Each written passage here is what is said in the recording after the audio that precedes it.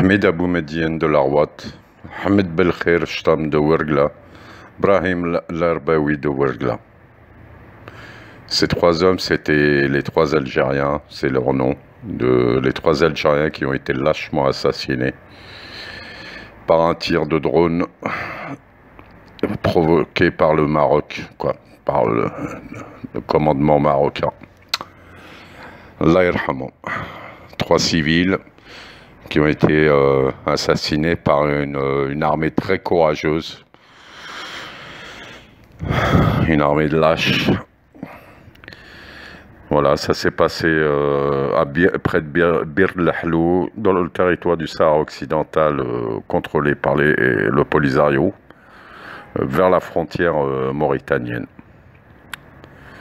Ces trois hommes remontaient de Nouakchott, retournaient vers Ouargla après avoir livré du ciment, en toute légalité bien sûr. C'était un commerce tout à fait licite, déclaré, ils sont passés par les douanes. Ils ont utilisé cette piste comme raccourci, ils sont arrêtés par apparemment à cause d'une crevaison, ils étaient en train de réparer et les missiles leur sont tombés sur les camions, les ont calcinés, les ont tués, les ont déchiquetés. Voilà. C'est arrivé le 1er novembre 2021. Comme à son habitude, à chaque fois, le Maroc, souvenez-vous, le 1er novembre 2013, avait arraché le drapeau du algérien au consulat de, je crois, de Casablanca. Alors, le Maroc a gardé silence jusqu'à maintenant, rien d'officiel. À chaque fois qu'il y a quelque chose de cet ordre-là, c'est le plus grave qu'il y a eu jusqu'à maintenant, c'est vraiment le plus grave.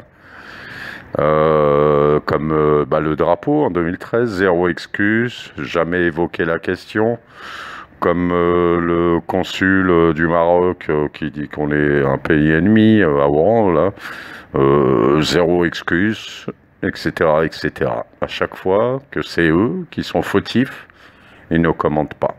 Aucun commentaire, aucune déclaration officielle.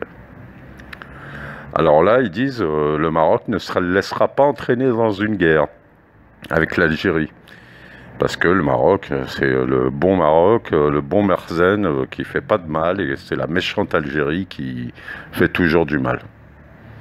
Et même là, dans ce cas-là, après avoir assassiné 3 civils, un crime de guerre, un crime contre l'humanité, ils vont faire tourner ça à leur avantage, dans leur esprit, comme si ils croient qu'indéfiniment, ils seront les plus malins. Alors, là, j'ai lu un article, donc je vous reprends un peu ce que dit l'article. Alger a affirmé que cet acte ne restera pas impuni dans une allusion explicite à des représailles militaires qui seront limitées au Sahara occidental.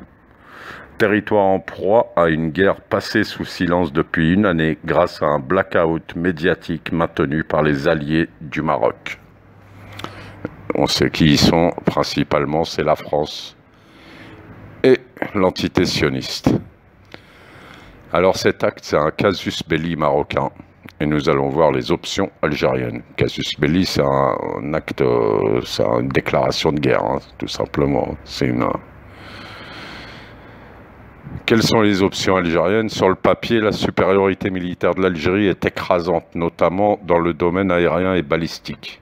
Mais la similitude d'armement entre l'Algérie et l'Arménie, avec une prépondérance des blindés et de l'artillerie, a amené les conseillers militaires israéliens au Maroc à conclure que l'usage de drones d'attaque et de drones kamikazes était la meilleure option. Donc on a affaire, sur conseil d'Israël, aux Marocains, à l'usage des drones. C'est ce qui s'est passé. Et donc le Maroc, qui ne fait pas le poids, pense qu'il réussira à maîtriser l'armée algérienne avec ça. Alors quelles sont les options pour l'Algérie? Eh bien l'Algérie pourrait faire survoler l'ensemble du territoire du Sahara occidental, l'ensemble du territoire, c'est pas que le bout de... que le Polisario maîtrise. Donc l'ensemble du Sahara occidental par des drones, ces drones d'attaque, vu l'extrême difficulté à les intercepter et la faiblesse de la zone aérienne marocaine, de la défense aérienne marocaine dans cette zone. 54, les 28 et 29 avril 2019, faisant état de localisation de caches terroristes, des localisations, je disais, et que ces drones fabriqués en Algérie avec des compétences nationales représentées, supervision du général de corps d'armée, visent, d'après l'article, à coup de missiles Iskander. L'usage par l'Algérie de missiles balistiques tactiques de type Iskander-E contre une ou plusieurs bases militaires marocaines stratégiques au Sahara occidental. 2 charges conventionnelles de près d'1 tonne pourraient en effet rayer le quartier général d'une base nodale saharienne située profondément derrière le mur de défense. Bon, voilà quoi. Bon, ben, c'est pas marrant, hein. Mais là c'est terrible quoi. Ce qui est arrivé, c'est 3 civils. Il y avait un jeune. Enfin bon, il n'y a pas plus lâche quoi.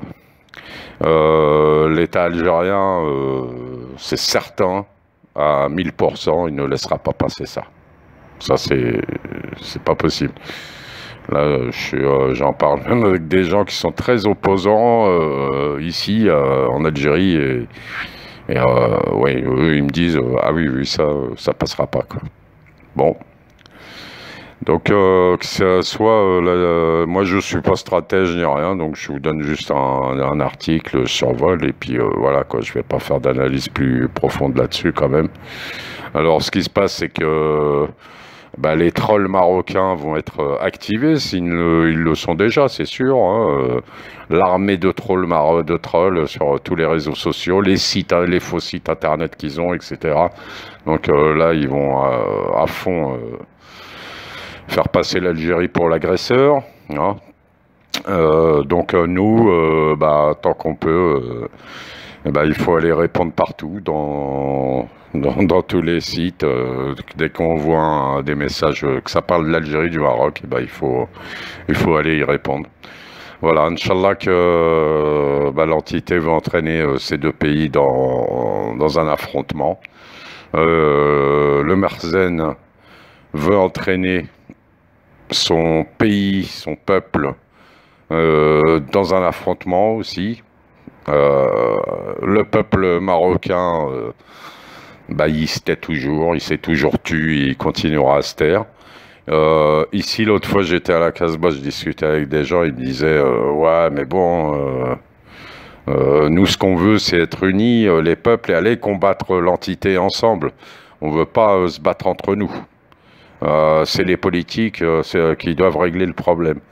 Mais là, le problème, que veux-tu régler? Je lui ai répondu avec ce Merzen. Que veux-tu régler, hélas? Voilà, Rabbi Star. Voilà, c'est tout ce que j'avais à dire. Ayama Slama.